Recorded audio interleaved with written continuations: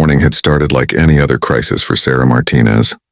Her 4-year-old daughter Emma had woken up with a fever, the babysitter had canceled at the last minute, and Sarah's job at Mitchell & Associates hung in the balance. As a junior accountant, she couldn't afford another absence, especially with Emma's medical bills mounting.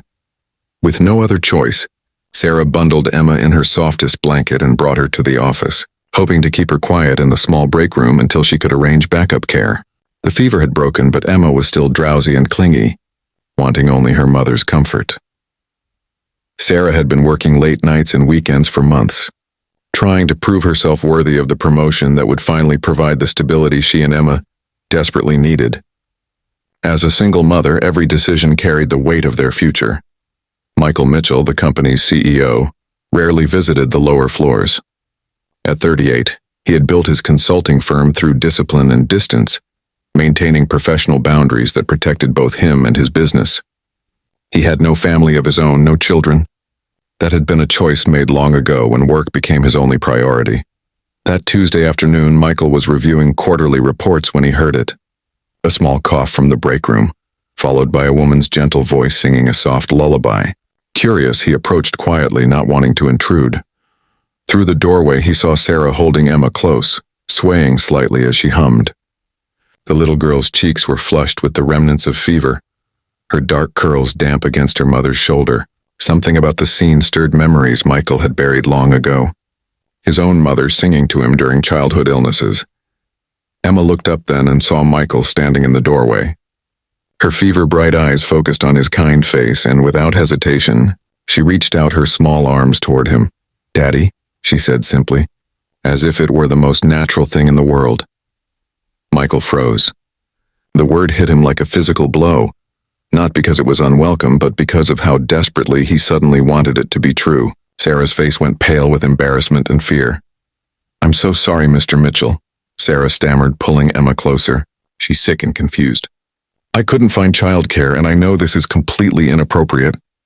But Michael wasn't listening to her apologies. He was looking at Emma, who continued to reach for him with the innocent trust that only children possess. Without fully understanding why, he stepped forward and gently took her into his arms. Emma settled against his chest immediately, her small hand curling into his shirt. "You're warm," she murmured contentedly. "Like my daddy should be."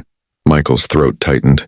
He had never experienced anything like the fierce protectiveness that surged through him, as this little girl nestled trustingly in his arms. Sarah watched in amazement as her usually reserved, distant boss became someone entirely different. Gentle, nurturing, natural. "She has pneumonia," Sarah said quietly. "The doctors say she'll be fine, but she needs rest and her medications. I was planning to work just a few hours." "Take her home," Michael said softly, still holding Emma. "Take all the time you need." "But the Henderson account—" "We'll wait," Michael said firmly. "Some things are more important than deadlines." Emma looked up at Michael with sleepy eyes. "Will you read me a story sometime?"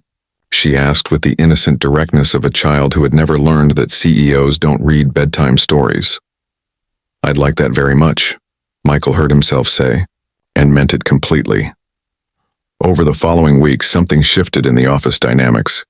Michael found excuses to check on Sarah's work, always asking about Emma's recovery. He learned that Sarah had been struggling alone since Emma's father left when she was barely 2. Working multiple jobs while putting herself through accounting school. When Sarah's reliable car broke down, Michael quietly arranged for it to be repaired. When Emma's daycare raised their rates, he ensured Sarah received the promotion she had been working toward. But he did these things carefully, preserving her dignity while providing the support she was too proud to ask for. The transformation in Michael was noticed by everyone. The distant CEO became more approachable, more understanding of his employees' lives outside the office. He instituted flexible work policies, on-site childcare for emergencies, and family-friendly benefits that made headlines in the business community. 3 months later, Sarah was surprised to find Michael waiting by her desk one Friday evening, holding a small wrapped package. "For Emma," he explained, looking almost nervous. "I remembered she mentioned liking books about animals." Inside was a beautifully illustrated story about a little girl and her adventures with woodland creatures. Emma's delighted squeal when she opened it could be heard throughout the office. "Read it to me, Daddy Michael," Emma exclaimed, using the name she had given him naturally. As Michael settled into a chair with Emma on his lap, opening the book they had chosen together, Sarah felt her heart expand with the emotion she had almost forgotten how to feel. Hope. Not just for financial stability, but for something richer. A family. That evening, as Sarah tucked Emma into bed, her daughter looked up with serious eyes. "Mommy," she said thoughtfully, "I think Daddy Michael was waiting for us to find him." Sarah smiled, kissing her daughter's forehead. "I think you might be right, sweetheart." Sometimes the most profound changes in our lives begin with the simple honesty of a child who sees love where adults see only complications. Emma had called Michael Daddy because her heart recognized what her mind was too young to question. That families aren't always born. Sometimes they're chosen, one tender moment at a time.